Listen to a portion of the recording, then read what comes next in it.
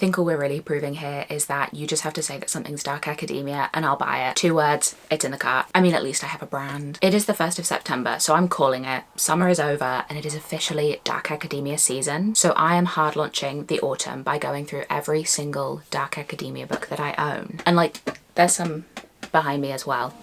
There's a lot. I guess technically not all of these are like strictly dark academia. I know that that's a very narrow scope. So some of these would be like academic fantasy, light academia, academic thrillers, campus novels, but they all have the vibes, those delicious vibes that we all want this time of year. If I could only read dark academia books, I would, but I'd probably run out within the year, so I guess it's for the best that I branch out, but not today. We should probably start with the OG, the mother of all other dark academia books, and I know you think I'm about to say The Secret History, but you'd be wrong because A Separate Peace predates it by about 30 years. This is probably the original and one of the best campus novels ever written. This follows a group of boys at a boarding school during the very early years of the Second World War. They're very close to coming of age and looking to get drafted, and it's just this like gorgeous, heartbreaking, phenomenal book about adolescence and upheaval and friendship and boys who want to be men but don't really understand what that means. It is sensational. It's a very quick read. I didn't make it much quicker by putting these unhinged amount of tabs in, but it's just such a masterpiece. I think they teach this in schools in America, so I know a lot of people have probably already read this, but if you haven't, you absolutely should. It really is the birth of an incredible genre. And I mean, where else could we go from there but The Secret History? This is like up there amongst one of my favorite books of all time. I read it at least once a year between the ages of like 16 and 22. I actually haven't read it since then, so it's been like 4 or 5 years, and I'm definitely due another reread. I don't really think you need me to recommend this to you. It is less like a whodunit than a why-done-it. It opens with the murder of Bunny and then backtracks to narrate Richard coming to this school, meeting these strange, intense group of classics students and getting whipped up into their bizarre dynamic and everything they've got going on, eventually culminating with this incredibly violent act that we all knew was coming but is no less shocking. I can't say enough good things about this, and if for some reason you haven't heard of it or you haven't read it, you need to get on that, because what are you doing? If We Were Villains is another absolute classic. This is about a group of Shakespeare students at this Conservatory for the Arts and the way that their tight friendship devolves into this absolute cesspool of toxicity during a production of Caesar. It's narrated by Oliver, and it flicks back and forth between Oliver when these events happened and then him looking back on it 10 years later after he's just gotten out of prison for murder. I am so obsessed with this book. I had a very interesting reading experience. I read it whilst I was at drama school doing the lights on a production of Caesar. So it was all like very poignant and very prudent to everything that was happening. Like, I was literally hunched over in the lighting box with like a reading lamp, and I think it's like the ultimate way to read this book, and an experience I will never be able to replicate, sadly. Special Topics in Calamity Physics is probably the most pretentious book I've ever read. Everything about this meant that I should have hated it, but I gave it 5 stars and I loved it, and it's one of the best books I read last year. This follows a girl called Blue Van Meer. Her dad is this traveling lecturer, so they move to this town and she goes to this school where she meets her film tutor and this very strange group of students who refer to themselves as the Blue Bloods. She gets involved with them and is like very quickly sucked into their dynamic very deliberately, and then it all comes to a head when she discovers the body of her tutor. The way this is written is so bizarre, it's almost like a textbook. Every page has like multiple cited like pop culture, philosophical, scientific references. I think it would take quite a specific person to really like this. I am that person. I don't know if that's a good thing, but it's one I recommend very few and far between. I don't know that I would like suggest it widely. Madam by Phoebe Wynne is on my TBR. This is pitched as The Secret History meets Rebecca and is about a school teacher at this very strange remote boarding school in Scotland and how she's trying to create like a haven for her students in her classroom. But then everything kind of gets blown apart. I'm very excited about this. I've heard mixed things. People either seem to absolutely love it or they really can't stand it. So I'm very much looking forward to seeing where I sit on that spectrum. Catherine House is almost kind of like a sci-fi horror dark academia. This is about a university where once you enter, you cannot leave for the entire time that you're a student there. And this one girl who's she's not a great student. She's not quite sure how she got in, discovers all of these bizarre kind of experiments that they've got going on and how they're working with this like new element, this kind of new scientific substance, but it's all much more nefarious than it seems. I had kind of mixed feelings about this. I liked a lot of it. It's very spooky, very vibey. I did feel like the plot kind of got confused in itself and then it ended in a bit of an anticlimax. I've heard mixed things from other people as well. It's definitely not a favourite for me, but I do think it's absolutely worth reading. It was still a really good book. A Dark and Drowning Tide isn't actually out yet. This comes out on September 17th. It's also on my TBR, and this is like a sapphic academic fantasy about two rival folklorists. Their expedition gets off to a really bad start when Lorelei's mentor is murdered, and kind of the rest of her cohort are all eyeing each other for this murder. It's rivals to lovers, which I'm such a sucker for, and it'll be my first time reading Alison Saft. I have friends who like would kind of live and die for her, but I'd never read any of her books yet, so this will be the first. The Temptation of Magic by Megan Scott is another rivals to lovers fantasy. This is about this girl who, she has this power which would allow her to kill any supernatural creature, but that power hasn't awakened, and so she's in hiding in this university town in the hopes that the governing body aren't gonna find her and like force her to use her power for them. Then obviously one of their other hunters shows up and they get up to all sorts of shenanigans. This is on my TBR. I've heard so many good things about it. This is the Fairy Loot version and it's so gorgeous. Like, look at these end papers. I'm really excited to read this. I'm trying to like get into my fantasy era a little bit more. I'm mostly a LitFic girly, but I think this is going to be a real win for me. Probably my favourite book of all time is These Violent Delights by Mike Nemreva. This is like the ultimate be gay, do crimes book. It's about these two boys at this university in Pittsburgh who form a very, very intense and very toxic and troubling relationship. It reads like a Hitchcock film, the way that they're kind of slowly manipulating themselves and each other, and then they do kidnap and kill this man. And the way that they justify this to themselves and kind of convince themselves and one another that like what they're doing is completely fine is such an interesting read. It also just has some of the most gorgeous and beautifully constructed prose I have ever read. There are quotes in this book that I would like tattooed on my heart. I'll never get over it. And it's also getting in January a UK publication. Currently it's only available in the US and I am absolutely delighted. I work in a bookshop and I'm literally going to throw this at every single customer that comes in. The Maidens is a slightly different take on the kind of dark academia genre. This is about a group therapist whose niece is a student at Oxford and she comes to like support her niece after one of her friends is murdered. She gets sort of sucked into the investigation and discovers this group of students that refer to themselves as the Maidens, and like she is absolutely convinced that their tutor is the murderer. It's interesting because it's an outsider looking in on the kind of typical dark academia dynamic, so you get a very different perspective on it than you usually get in books. I really enjoyed this. I thought it was like super readable. I didn't particularly care for the ending, but it's one I think I want to go back to and have another go at. But I would definitely recommend it. It really nails down those like toxic Oxford wealth vibes and how all of these people are just really annoying sometimes. It's so good. You just have to read it. A Deadly Education is another book on my TBR. I don't know much about this. I've been told to go into it blind, but I do know that it's about like a school for magic, which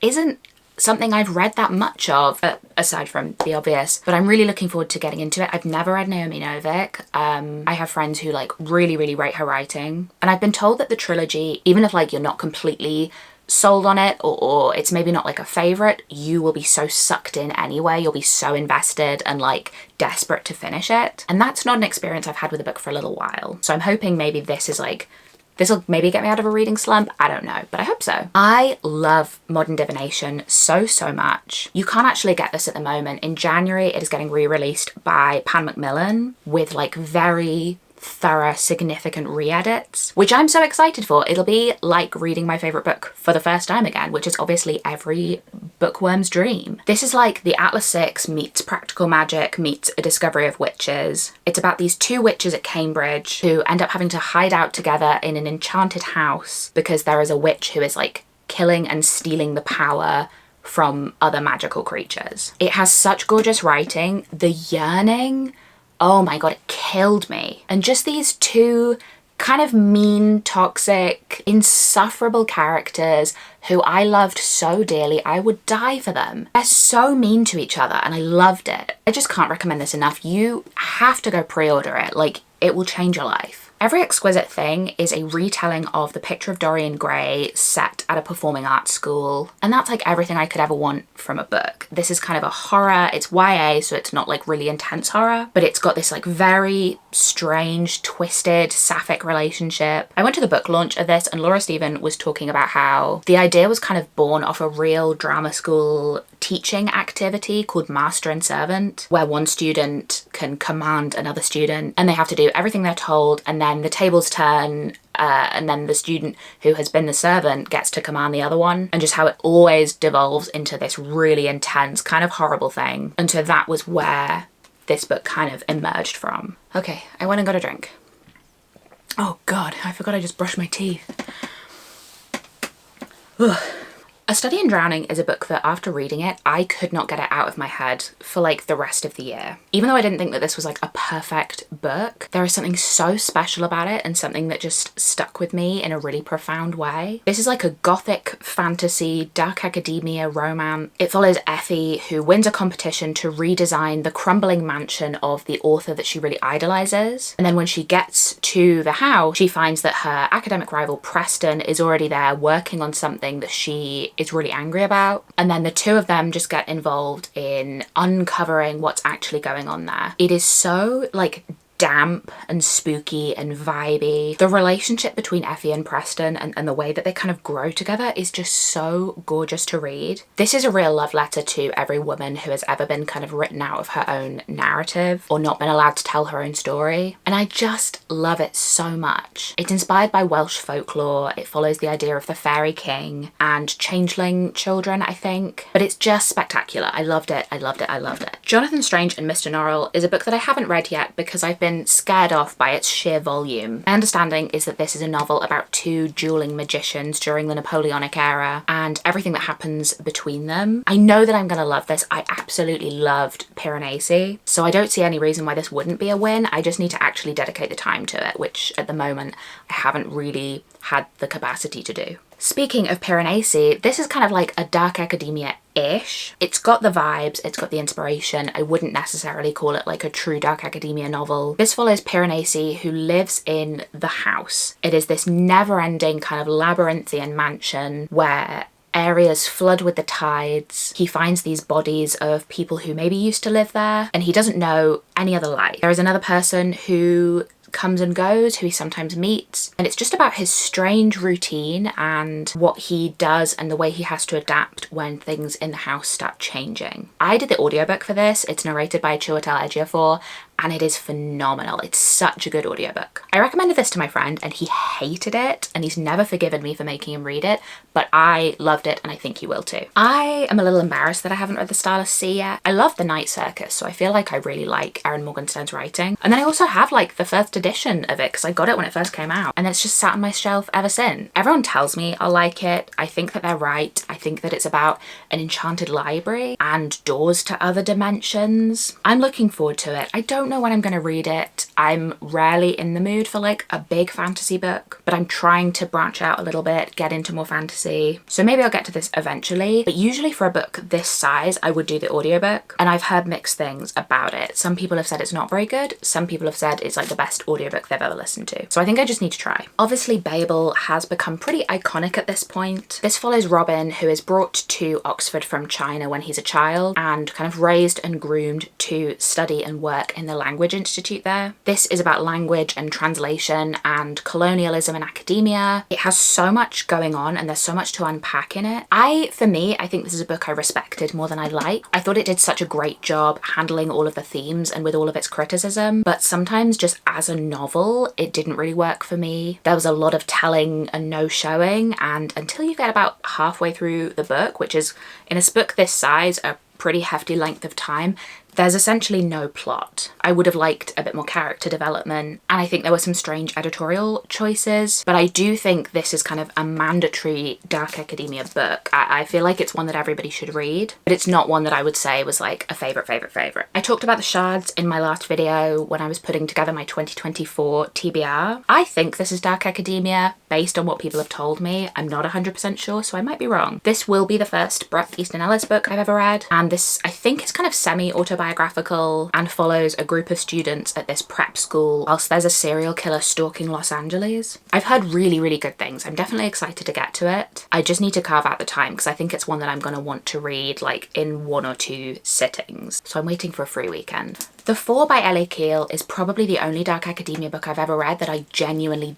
didn't enjoy. This is about 4 scholarship students at this very prestigious boarding school, and I just think it kind of fails on a lot of fronts. It felt like every single character completely lacked any kind of motivation or driving force, and it just felt like they were all floating through this story with no kind of oomph or reasoning behind them. So it was then really hard to invest in them or kind of buy into the plot at all. It also gets into some like really hard-hitting, emotionally fraught subjects, and I don't think it always handles them very well. I kind of respect what it was trying to do, but it honestly just felt like it needed like 3 more rounds of edits. It kind of felt like it was a book with a lot of potential, but that wasn't really met. I think if you're looking for a dark academia book, don't let it be this one, give it a miss. Foster Dade Explores the Cosmos is The Secret History meets Penance by Eliza Clark. This is kind of a literary investigation, I think is how they put it, into all of the goings on and all of the drama that unfolds during 1 year at this prep school. This has been on my TBR for a while. I am so excited to read it. I just love that kind of privileged East Coast boarding school aesthetic. For all my sins, it gets me every time. And I've heard that this is like dense and wordy and meandering, and I love that, but often it means that I need a bit of time to read through it. I feel like this is one I'm going to maybe dip in and out of, but I definitely want to take my time with it a little bit. I think this is maybe going to be like my big September book, or I might wait until October and do it for my book club. Then I've got other people who will force me to read it, and that's always useful. Stargazer came out I think in 2022, and it was by far one of the best books I read that year. This is like Nepo babies in the woods at this strange liberal arts college, and it follows these 2 girls who are completely obsessed with each other in very different ways. It's almost an investigation between like an artist and an unwilling muse, and how that can kind of crumble the foundations of their friendship. It is so sensational. It's teeny tiny. It had a twist that just absolutely killed me, and every time I thought I knew where it was going, it went in a completely different direction. It is about like fame and friendship and obsession and adolescence and coming of age and wealth and privilege and jealousy. It's just so brilliant. A Density of Souls is on my TBR. This is by Christopher Rice, who is the son of Anne Rice, author of Interview with a Vampire. This is about 4 friends who enter high school and are then kind of split apart by envy and rage and adolescence and all of the emotions that come with kind of trying to discover who you are. It's told from years later when there was this like tragic accident at the school that they then discover to be murder, and they all have to kind of come back and reckon with that. I love a kind of American Gothic. I feel like this is going to be a big win. The Cloisters is a book that I really liked until I didn't. This is about a grad student who goes to study at the Met and is then taken off to the Cloisters, which is like a slightly separate museum, to study the history and the art of tarot cards and kind of divination in the Renaissance period. This book was so good. It was like atmospheric. I really bought into all of the characters, and it felt like this really intense, harrowing build-up, but it just goes nowhere. The kind of key final moment happens off stage. We learn about it in a phone call. And for something that like had so much potential and this really kind of tense and exciting first 3/4 of the book, it was just such an anticlimax. I was very disappointed. I was going around telling everyone at work how good it was, and then I got to the end of it and I felt like I needed to like go around and apologize to everyone for lying to them. Gentlemen and Players is a dark academia chess book. I think it's a chess book. I'm assuming based on the cover and the fact that I love a chess book and I want every book to be about chess. I read like the first 30 pages of this and then I kind of got sucked into reading something else, and so I definitely need to go back to this and start over because I was really enjoying it. I like the writing a lot. This is about a teacher at St Oswald's Grammar School for Boys who feels that there's this kind of nefarious force coming in and trying to destroy the school and the tradition and kind of everything that he values and has built his life on. I've never read Joanne Harris. I know she's mostly known for her fantasy, but from what I read, the writing was really gorgeous. I'm very excited to finish it and to see if any chess actually emerges. I hope it does, otherwise I will be disappointed. I had to stop because my camera died. I think I really underestimated like how long this was gonna take. I don't know why I thought talking about like 60 books in one video was gonna be easy. I'm kind of regretting my choices at this point.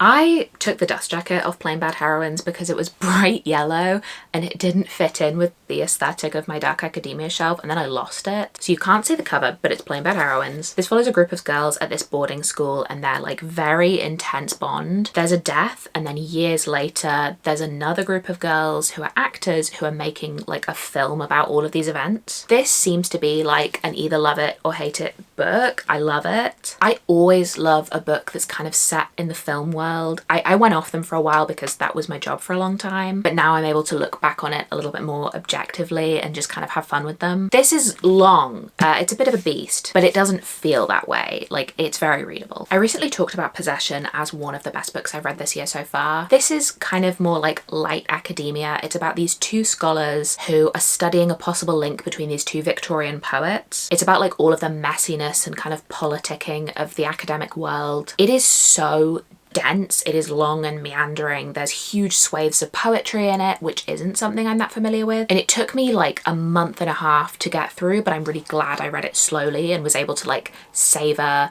every delicious morsel in this book. Like, there's just so much to get your teeth into. If you haven't read this, I think you're really missing out, but it's definitely quite an undertaking. An Education in Malice is on my TBR. This is, I think, like the companion novel to A Dowry of Blood, which I also haven't read yet. This is like a very loose retelling of Carmilla, and it follows a poetry cohort at this university. I've heard nothing but praise about S.T. Gibson's writing. All of my friends say that it's poetic and lyrical and gorgeous and everything that's up my street. So I know that I'm gonna love it. I just need someone to tell me, do I have to read Dowry of Blood first, or can I read this as a standalone? I know I'm gonna read both eventually. This feels like the time of year to read An Education in Malice, and so I really want to get into it now. The World Cannot Give is pitched as a book that's for secret history fans.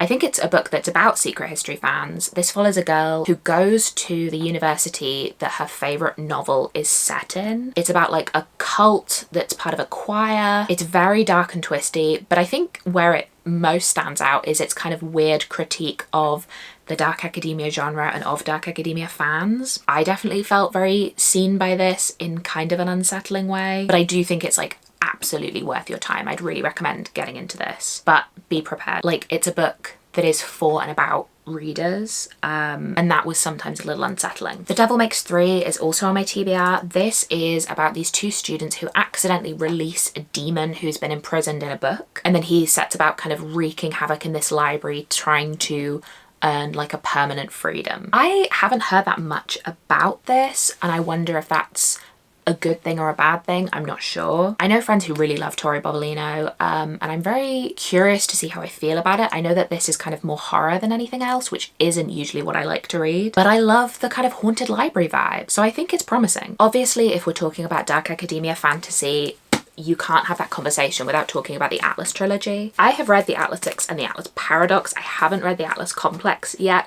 I've been a little afraid to get into it. I've heard mixed things, and I also want to do like a full trilogy reread before I read the last one, because when I read Atlas Paradox, I did not remember nearly enough of the Atlas 6 to be diving into it, and I got myself like a little bit lost. I have kind of mixed feelings about these books. I do like them a lot, but not in the way that a lot of other people seem to, and I was kind of sad about that. I really wanted to like feel that same way and that same hype, but even though I did really enjoy them, there was just something about them I couldn't quite get into. I've learned that Olivia Blake's writing can be very hit or miss for me, and I'm now coming to the realization that maybe it's just more miss than hit. But I do definitely enjoy these. These are about 6 magicians who get brought in to join this secret society, and it then becomes apparent that one of them is going to have to be like sacrificed to the library. It's very strange, it's very meandering, there's a lot of plot to try and reckon with, and I don't always know that it does the best job of like clarity in terms of what it's trying to do. But I loved all of the characters. They were all so annoying in the best possible way, and I really was invested in them, so I wanna find out how it ends for them. I worry it's not gonna be good. Another pretty iconic like dark academia fantasy series that I haven't finished reading is Ninth House and Hellbent. I read Ninth House quite a long time ago. I haven't gotten into Hellbent yet. I realised as well that I think Ninth House is the only Leigh Bardugo book I've ever read. I've never read Six of Crows, which I feel like makes me like a fake book took her. This follows Alex, who is brought into this secret society that polices all of the other secret societies on the Yale campus. Her mentor recently disappeared, and throughout the book she's kind of trying to find out what happened to him. I really liked this. I think it kind of got a little bit muddied into itself like at the midpoint of the book, and then towards the end it really builds again. It's just another case where I need to reread it before I read Hellbent, and I don't like rereading things, so I've just kind of been putting it off. Okay, I've like readjusted so I can actually reach them. Ah, you thought it was over. Oh my god, okay. I don't want to put all these back. I'm gonna have to put all of them back on the shelf, and I'm already annoyed about that. Never become a book influencer. You will spend your whole life just taking books off the shelf, filming with them, and then having to put them back on the shelf. Or if you're me, the stacks will just pile up on your desk and you won't be able to do anything. I was really excited to read Ghosts of Harvard until my friend Amy gave it an absolutely scathing review. This is about a student who arrives at the Harvard campus trying to understand why her brother took his own life. But apparently the way that it talks about mental health is like kind of gross. So I think maybe this is actually just one that I'm gonna unhaul. I don't know. I don't know if I have time to get into a book that I'm not sure about. Portrait of a Thief is maybe more like dark academia adjacent, but I don't care because I love it so much. This is about a group of 4 Ivy League students. Is it 4 or 5? Okay, maybe, I don't know. 4 or 5. This is about a group of Ivy League students who hatch this plan, kind of funded by this shady outside backer, to perform a series of heists to steal back looted Chinese artwork from Western museums. It's told from a bunch of different POVs, and they're all really distinct, and they all have their own relationship with their history and their heritage. They all feel just like so real and fully fleshed out, and I really loved all of them. The book is like a high stakes action adventure. It's got a lot of interesting cultural commentary. I just loved everything about it. I feel like everybody needs to read it. If you love this, you then also need to go and read Warrior Girl Unearthed by Angeline Boulley. And so whilst it doesn't take place in a school, it has that vibe. It really feels like dark academia fans would absolutely adore this book. In My Dreams I Hold a Knife is kind of one of the best examples of like reunion fiction. This follows Jess, who has been invited back to her school reunion and just wants to show everyone that she is not the person she was when she was a student. She's cool now, she's sophisticated, she wants them to believe that she has this incredible life. But when she comes back for this reunion, she and her friends have to kind of reckon with the murder that happened while they were at the university. I liked everything about this book. I like the characterization. I like the way that the plot and the timelines flicked back and forth. I thought it was handled really well. The only thing I didn't get on with is there's this one guy in it who I think is meant to be like the villain, and he feels like a real caricature. He's this kind of mustachio twirling, monologuing like villain, and he felt a bit like a cartoon, and it kind of took me out of the story a little bit because he felt like almost laughable sometimes. But other than that, I think this is a really fantastic read. Prep is a very recent purchase from me. I bought this at work when I was supposed to shelve it, but I love Curtis Sittenfeld. I absolutely loved romantic comedy, and so a campus novel from her I feel like is gonna be a really big hit for me. This follows a 14-year-old as she arrives at this very prestigious prep school and has to kind of find her place in the very established social hierarchy that's there. I've heard really good things. I think it's one of Curtis Sittenfeld's more like underrated or less spoken about books. I really don't like this cover, but other than that, I think I'm going to enjoy it. The Truant is to Agatha Christie what If We Were Villains is to Shakespeare. This is about a group of students doing like an Agatha Christie seminar and studying her work when they get involved in a whodunit of their own. And it feels like a very kind of classic murder mystery. It's really kind of whip smart, very well plotted. This is much more like a mystery novel than most other dark academias. I just couldn't get enough of this. I read it so fast, and the way it kind of plays with like the ideas of expectations is very interesting. This girl has gone to this university to be taught by this one specific professor because she read her book a long time ago, and then discovers that this woman is maybe not the kind of person that she wants to be around, and that there's like a lot more going on than she initially expected. I just loved it. I would really recommend, though it's got really random quotes on the back. I don't know why Miranda Hart has blurbed this. It's not a funny book.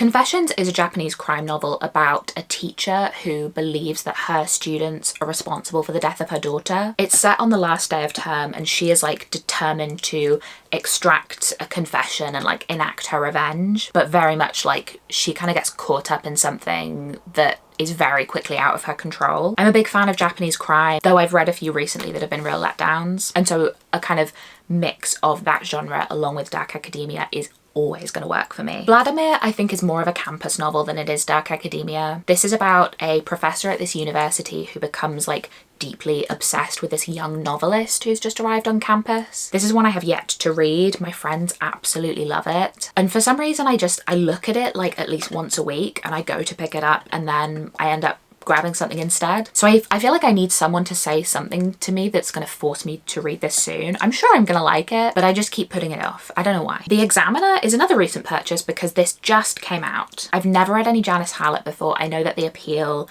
and the Alperton Angels have been really popular. This is probably more of just like an academic thriller than it is dark academia, but it's told in like letters and texts and transcripts. And it's almost like you as the reader have to solve this case, but it's about a group of 6 art students at this college and all of the tension that builds between them throughout the year that then ends up in this murder. I'm really looking forward to this. I don't read that many just like mystery crime novels. So I feel like I'm very interested to give this a try and see what I think. I definitely have looked at her other books and thought that they maybe weren't for me. So I'm curious to see if this is. Stoner is a classic. This is again more campus novel than dark academia, but it just follows this kind of aging professor and it's about the real kind of lovely mundanity of life. It's very quiet and it's just about him starting at this university as a student and kind of just staying there and becoming a teacher and his life revolving around this institution. It's not like cozy, but it is slow in a good way. The Divines is another kind of reunion fiction type book. This is still on my TBR. This is about a group of students who were really tight-knit at the school and then something has happened to make the school like close its doors in disgrace. And she revisits that years later, like after kind of an unexpected visit. And then she's trying to kind of like unravel that scandal and how it's affected her and her life. I'm very excited about this. I'm curious to see what it's like. I don't know if it's going to be like typical dark academia, but the blurb likens it to The Girls by Emma Cline and My Dark Vanessa, both books I absolutely am crazy about. So I feel like this is very promising. Trust Exercise is a very strange book. This is about a group of students at this performing arts high school who get wrapped into this like strange dramatic exercise by their slightly bizarre theatre teacher. I don't want to say too much about it. It's one that I would really recommend going into blind, but it's so interestingly structured and it goes in so many directions that I was not expecting at all. But it's just a really great exploration of young people entering like a very adult world, thinking they understand it and then kind of getting blindsided. Mrs. S is also on my TBR. I have heard nothing but praise about this. This is about an Australian woman who comes to a British school to work as the matron and then develops this like deep and intense infatuation with the headmaster's wife. By all accounts, it is like moving and seductive and like really smart and full of all like these great meditations on identity and queerness. I'm just very, very excited to read this. I've literally not heard anyone say anything bad about it. Hangs a Man is kind of classic horror. I mean, it's Shirley Jackson at her best. It's inspired by the real life disappearance of a college student near Shirley Jackson's home. And it's just a very, very strange book. It's about like adolescence and identity and finding your place and then this creeping sinister presence. I'm not a big horror reader, but this worked for me so much. It's also the only Shirley Jackson I've read, which is something I need to remedy pretty quickly, I think. I watched the film for like We Have Always Lived in the Castle only because Sebastian Stan was in it and I was going through like my Bucky Barnes era and I really enjoyed it, but I think the book will be better, so I want to read the book very soon. The Book and the Brotherhood is on my TBR and I have no idea what it's about. I've read the blurb several times and I'm no clearer on what this book would be. It was recommended by ML Rio in her like list of best campus novels. And then I have a friend who just adores Iris Murdoch. So I'm curious to see like, what is it? I don't know, but maybe we can find out together. The Library of Shadows was actually a DNF. This didn't really work for me. This is about a girl who meets a ghost and he like tricks her into opening this like forbidden library door. But that's all within like the first 10 pages. And I don't know why she goes with him. He's just he's just like a random ghost. I don't know if she knew he was a ghost. I don't know. It was a mess, that was the thing. And I just didn't find any of it very convincing. It was a very early DNF. Maybe if I'd gotten more into it, I would have enjoyed it. But yeah, I don't know. I still have it. Maybe I just need to get rid of it. Killingly was a soft DNF. I read about a quarter of this and then I just wasn't quite in the headspace to carry on. I definitely want to finish it at some point. This is like historical fiction about this girl who goes missing at this boarding school and her roommate who is left to kind of pick up the pieces. By all accounts, it is like a very taut kind of historical mystery and I'm looking forward to finishing it. I just need to be in the kind of zone. I'm not a big historical fiction person, so I don't know when I'm going to get to it, but hopefully it will be soon.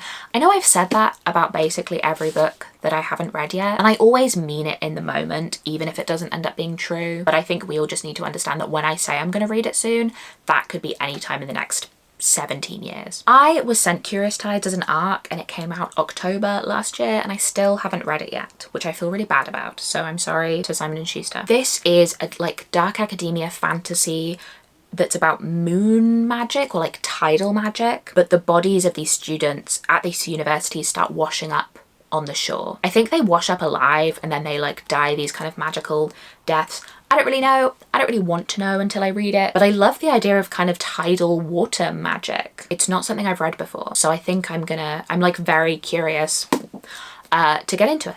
Immortal Dark comes out this month. I'm hoping to read it before its release date. I don't know if I'll get to it, but this is like dark academia, vampire, romance. This isn't helpful. You can't actually, this is what it is. Everybody says it's amazing. I maybe want to be back in my vampire era. It was an era I was deep into for a really, really long time and then I let it go, but I think I'm ready to return and I think this might be the book to take me there. Okay, somebody told me that The Things We Do to Our Friends is like The Secret History if they were all selling their underwear. I don't know if that's true, but I desperately hope that it is because that sounds so unhinged and like I'm obsessed with that. This is like strange horror, apparently. It's about a university in Scotland. I don't really know much more. Everybody just says like read it if you like The Secret History, and I like The Secret History a lot. Obviously Bunny is kind of a real touch point of like weird girl fiction. Am I really bright? Has the sun come out? Okay, I think I need to. This happens, why does this happen every video? I have too many stacks of books lying around, but I think that's better. Okay, yeah. Bunny is a real kind of touch point of like weird girl fiction. This book is so bizarre. It's about a literature cohort and this one girl who's very much on the outside of it. And then the rest of the girls in her class, she refers to them as like the bunnies. But one day she gets invited to their like literary salon and gets drawn much deeper into whatever they've got going on. It's so strange.